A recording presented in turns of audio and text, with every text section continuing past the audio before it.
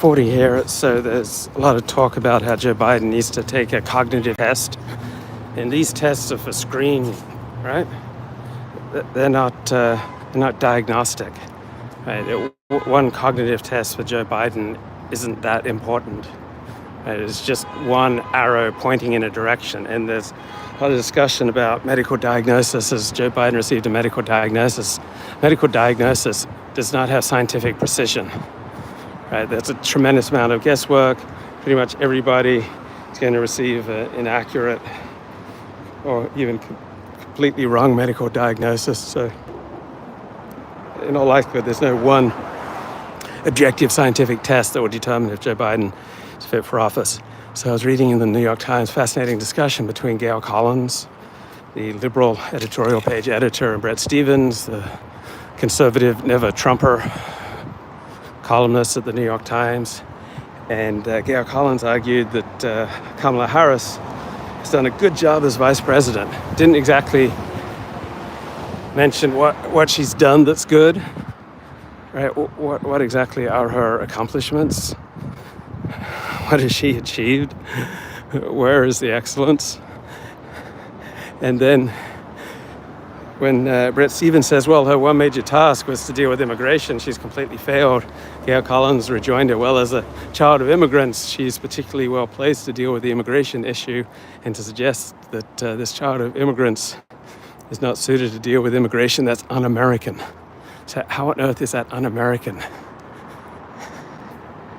And when Bret Stephens rightly noted that Kamala Harris gives off a Hillary Clinton vibe as an inept politician, Gail Collins says, well, that's going to sound to people like you're saying that no woman is capable of being president. So Gail Collins has always struck me as a high unimpressive intellect. If you simply note that Hillary Clinton and Kamala Harris are ineffective politicians and that this is misogynistic, right? That's a Gail Collins level of argumentation that strikes me as pathetic. And yet she is a major power at the New York Times editorial page for this kind of simplistic, black and white, Democrats good, Republicans bad thinking. So Joe Biden is clearly challenging his party, saying, you really want to get rid of me? I dare you. And he's trying to make it as difficult as possible for Democrats to get rid of him. And he's relying particularly on the lowest information voters, right? The lowest information voters, by definition, didn't pay much attention to the debate and its aftermath. And so Joe Biden is relying on his black voting supporters. And so by visiting black churches and getting support from prominent black Democrats, right, he's trying to frame it that you're anti-black if you oppose Joe Biden, which is absurd, but many Democrats will be intimidated by that.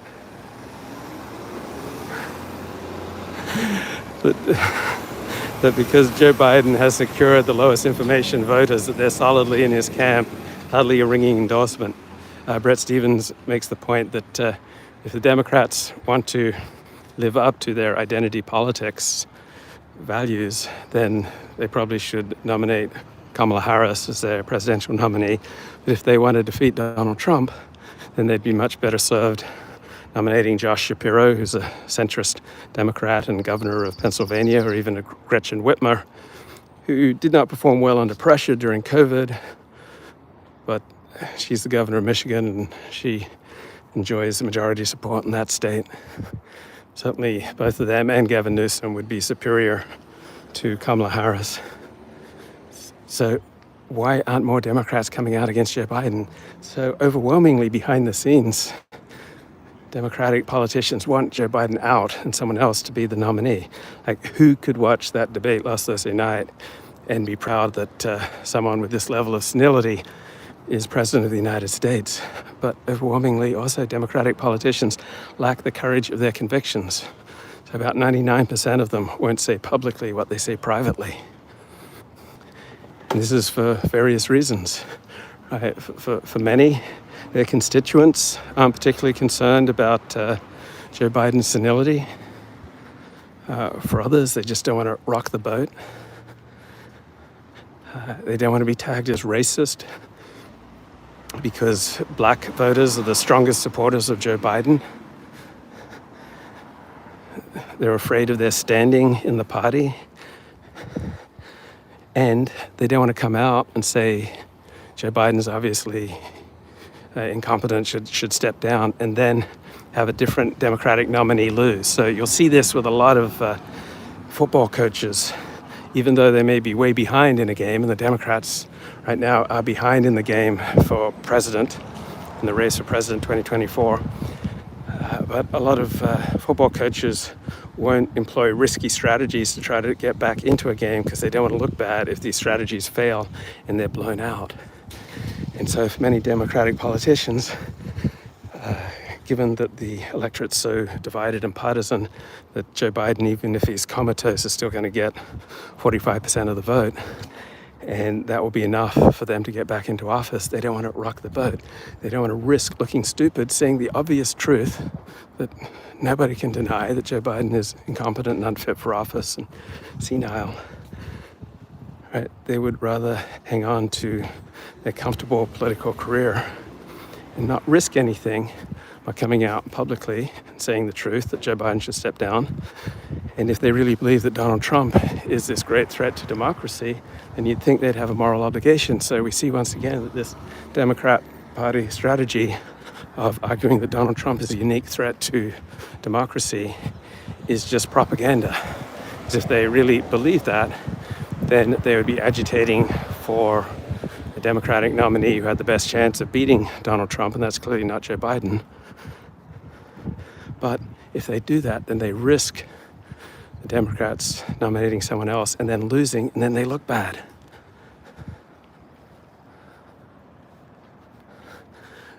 They don't want to look bad. They don't want to be uncomfortable. They don't want to rock the boat. They don't want to be accused of being racist, given that that Joe Biden's overwhelming support comes from low information voters. And so it just renders a lie that number one Democratic Party talking point that Donald Trump represents a unique threat to democracy and democracy is on the ballot. But they won't come out and say publicly what they virtually all will say privately, that Joe Biden is obviously unfit to be president of the United States, right? A 100 IQ plumber with no partisan leanings and no interest in politics could watch 5 minutes of the debate last Thursday and realize that Joe Biden is obviously unfit to be president of the United States. But Democratic Party politicians, just with their criticisms, right? Most people and most politicians put their own careers first. So Democratic politicians, they see that their career advancement depends upon staying quiet about obvious truths. And that's usually a more effective strategy for personal comfort and advancement and securing your place in the center of the herd of your in-group is to not come out and say inconvenient truths. And they'll virtually all admit privately that Joe Biden is a terrible nominee, that he's incompetent, unfit for office. But only about less than 1% of them will say the same thing publicly, because what they primarily care about is their own careers, their own standing, reducing tension between themselves and their colleagues. They don't want to be targeted and humiliated by the Biden administration. And so they're pulling their punches. And I can't think of any more obvious example in recent years of an obvious truth of Joe Biden's unfitness for office. And yet, overwhelmingly, 99% of Democratic Party politicians will not say this publicly. Right? You've got an obvious truth staring people in the face, but Democratic Party politicians are more concerned with their own comfort, their own status and prestige within their in-group, their own advancement, than in admitting to a blindingly obvious truth. And so how can anyone take seriously the democratic argument that democracy is on the ballot, that Donald Trump represents this unique threat to democracy, but I'm not going to inconvenience myself. I'm not going to risk the possibility of looking bad if we get a new nominee and he or she still loses to Donald Trump. They're not willing to risk anything. They're not willing to risk the opprobrium of their colleagues, some blowback from the White House, the chances of looking bad, right? Their own social status, right? Their own standing, how they will look, right?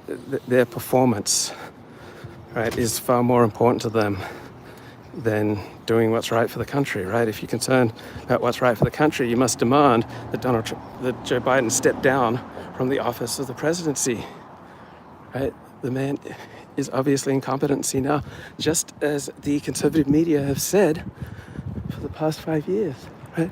Since 2018, it's been obvious to nonpartisan media advisors that Joe Biden is senile, right? Back in 2018, Mark Halperin, centrist political journalist, said that Joe Biden was checked out, that his face would just remain blank he just did not have normal human reactions.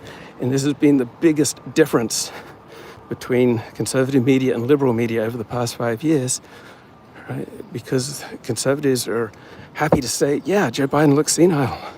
Right? The obvious truth, he looks frail.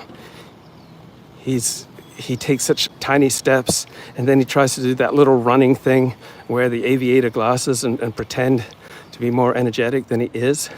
But it's a con.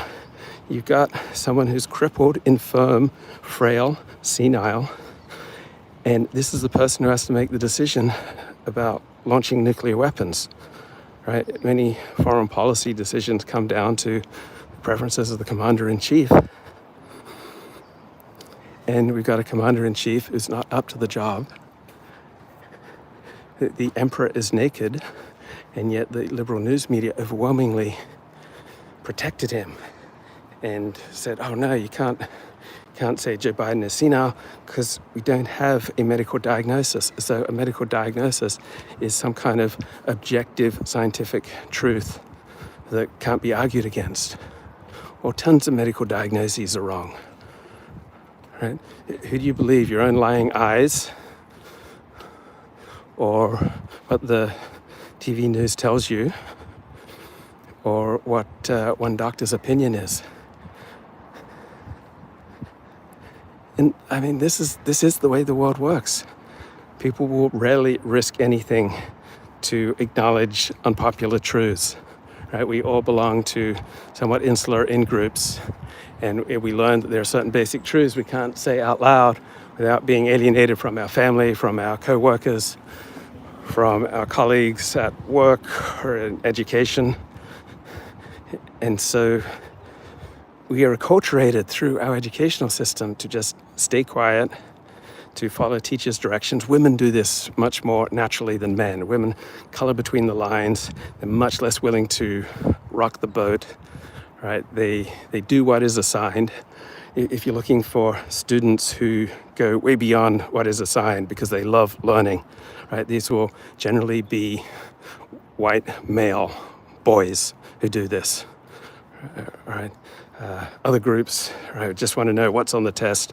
They just want to be careerists. They just want to advance, and they learn to advance by keeping their mouth shut, not rocking the boat, just behaving in a safe manner rather than standing up for what's right, acknowledging that there's some massive, propaganda con going on.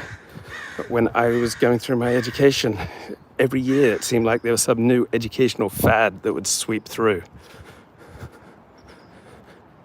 And there are fads in politics as well. And the fad in political reporting until that disastrous debate was that Joe Biden was fit to serve as president of the United States, and the right-wing media just had a partisan agenda when they pointed out the obvious that Joe Biden was cognitively impaired. Is there a peer-reviewed study that says Biden is senile? Wow, the overachiever gang here. I mean, sometimes all you need to see are your own lying eyes. Some things are just blindingly obvious. And a part of being a man is a willingness to stand up appropriately and say that's not true. Right? He's obviously senile. He's obviously not up to the job. Right? Our country's at risk. Right? We have a national security hazard here. And you're really going to want to risk the well-being of the United States to accommodate what's popular and safe.